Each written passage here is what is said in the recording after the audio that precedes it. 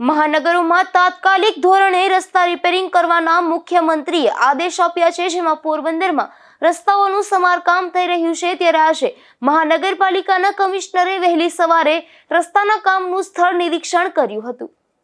રાજ્યમાં પ્રવર્તમાન ચોમાસાની મોસમને પરિણામે જે માર્ગોને નુકસાન થયું છે તેને ફરી મોટરેબલ કરવા માટે રાજ્ય સરકારે પ્રોએક્ટિવ અભિગમ દાખવ્યો છે। મુખ્યમંત્રી ભૂપેન્દ્રભાઈ પટેલે આ તમામ ક્ષતિગ્રસ્ત રસ્તાઓ ઝડપથી પૂર્વવત થાય તે માટે માર્ગ અને મકાન વિભાગને ચોક્કસ દિશા નિર્દેશો આપીને તાત્કાલિક કામો પૂર્ણ કરવા કડક સૂચના આપી છે, જે અનુસંધાને હાલમાં આ કામો રાજ્યભરમાં યુદ્ધના ધોરણે ચાલી રહ્યા છે।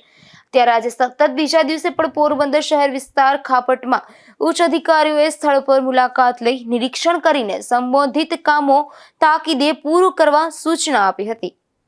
હું હસમુખ પ્રજાપતિ, મ્યુનિસિપલ કમિશનર પોરબંદર મહાનગરપાલિકા।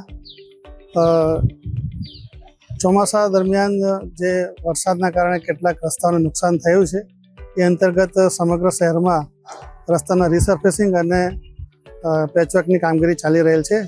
આ જે ખાપટ એરિયા છે, આ અહીંયા રસ્તો જે કાચો રસ્તો હતો અને આપણે અહીં ગટર લાઈન નાખવાનું કામ કરેલું હતું, એના કારણે કેટલાક કાદવ કીચડ થવાનો પ્રશ્ન ઊભો થયેલો।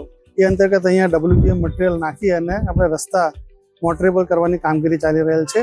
ગઈકાલે પણ ખાપટ અને રાજનગર વિસ્તારમાં WBM મટીરિયલ અને હાર્ડ મોરમ નાખી રસ્તા મોટરેબલ થાય એની કામગીરી કરવામાં આવી હતી। અત્યાર સુધીમાં અંદાજે 7,000 મેટ્રિક ટન જેટલો WMM મટીરિયલ અને લગભગ 4,500 જેટલું મટીરિયલ હાર્ડ મોરમ નાખી રસ્તા રિપેર કરવાની કામગીરી કરવામાં આવેલી છે।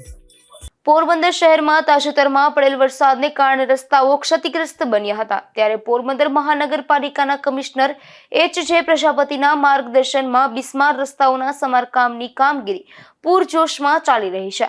નિપુલ પોપટ સાથે અશોક થાનકી, ગુજરાત ન્યૂઝ, પોરબંદર।